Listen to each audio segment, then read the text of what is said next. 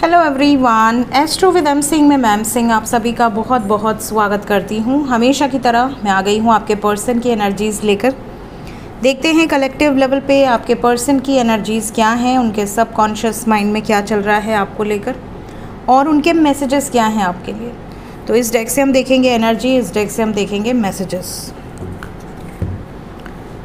किस एनर्जी से ऑपरेट कर रहे हैं इस वक्त आपके पर्सन। शुरू करते हैं आज की रीडिंग। हर हर महादेव, जय हो शिव शक्ति, जय हो राधे कृष्णा, जय हो मेरे भाई।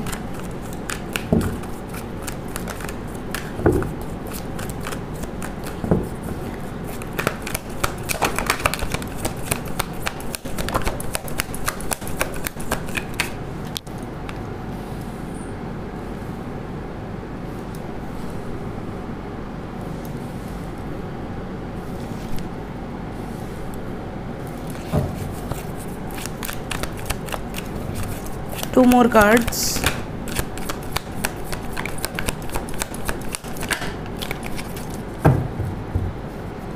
Bottom of the deck है pay attention to the signs.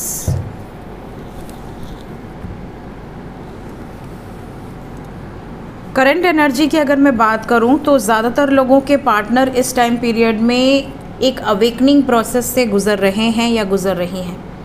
ऐसा लग रहा है जैसे इनकी लाइफ में बहुत उथल पुथल है, बहुत कुछ नया शुरू हो रहा है, बहुत सारा सिचुएशन ऐसा है जो ख़त्म हो रहा है और एक नई सिचुएशन की शुरुआत हो रही है। ऐसा भी लग रहा है जैसे लोकेशन चेंज हो गया, तो हम जब लोकेशन चेंज करते हैं तो हम फिर से पूरा सेटअप करते हैं, फिर से सब कुछ नया होता है।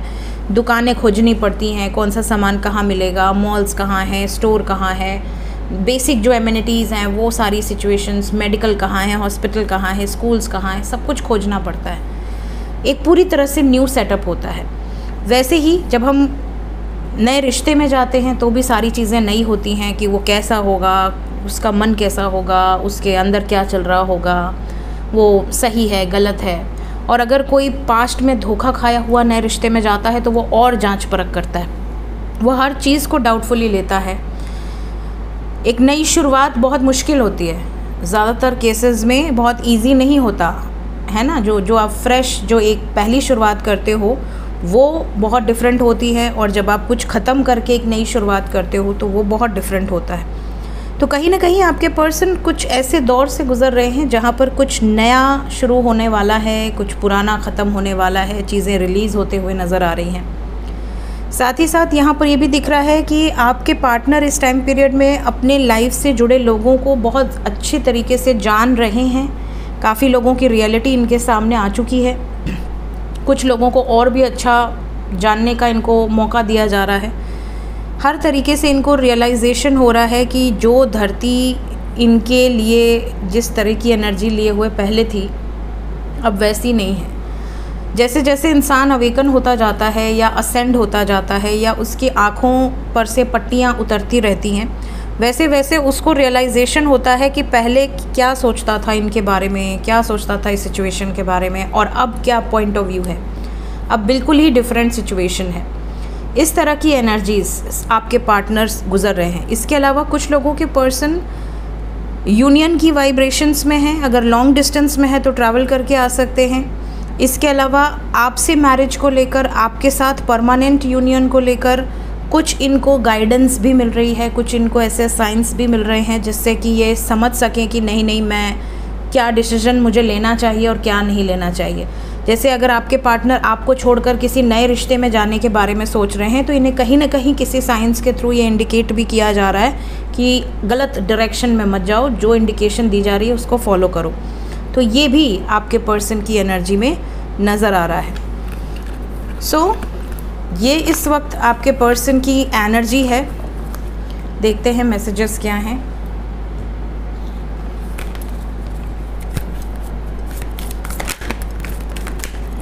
मैसेजेस मेरे व्यूवर्स के लिए उनके पर्सन की तरफ से मैसेजेस क्या हैं।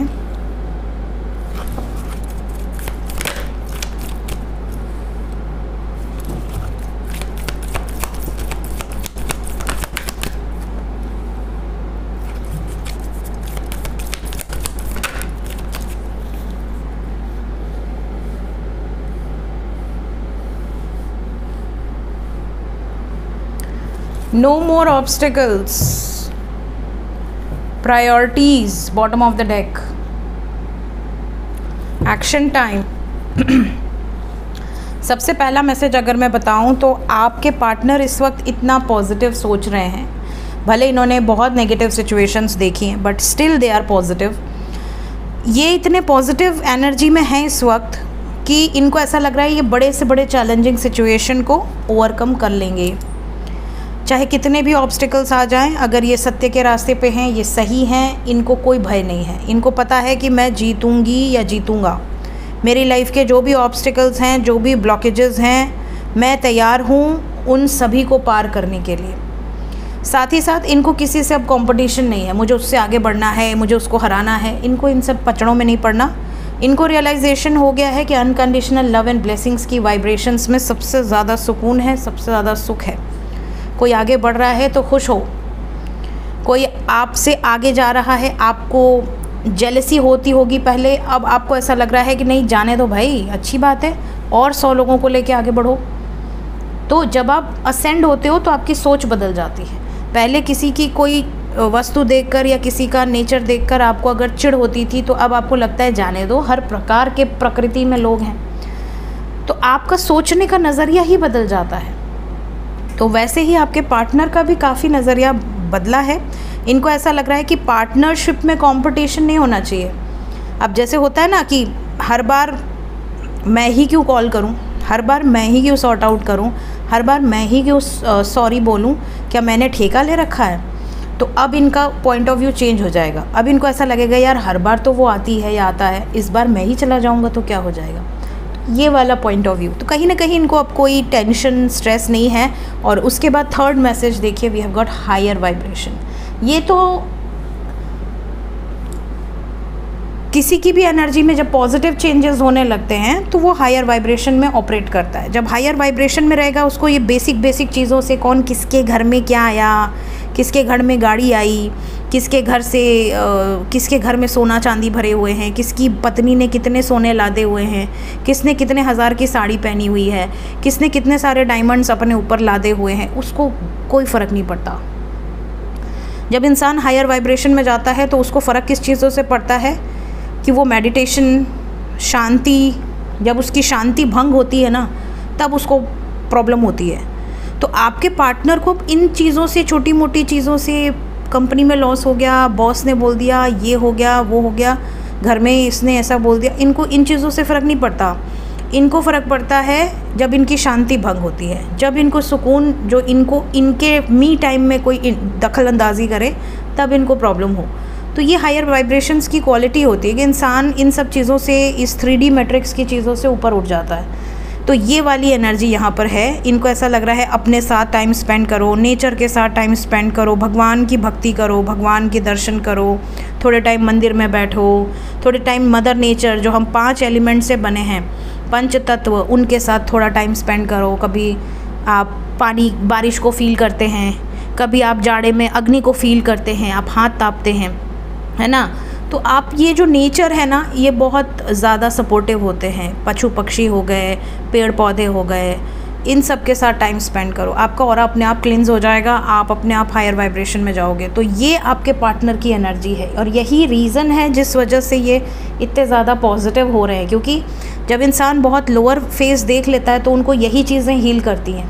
तो इंसान फिर इन्हीं चीज़ों को पकड़ के बैठ जाता है कि नहीं, जिन चीज़ों ने मुझे सपोर्ट किया, हम उन चीज़ों को कभी नहीं छोड़ेंगे, है ना। इस टाइम पे आपके पार्टनर दिमाग से भी और दिल से भी काफ़ी ज़्यादा प्रॉपर हैं इस वक्त। इनको पता है क्या करना है, क्या नहीं करना है, क्लियर माइंडसेट है और एक्शन टाइम की एनर्जी है। इन्हें ऐसा लग रहा है कि डिवाइन स्वयं मदद कर रहे हैं सही समय पर सही निर्णय लेने के लिए। और इनको पता है कि मेरी प्रायोरिटीज़ क्या है, मुझे किसको प्रायोरिटी देनी है, किसको नहीं देनी है, किसको कितनी देनी है, ये इनको बिल्कुल क्लियर है।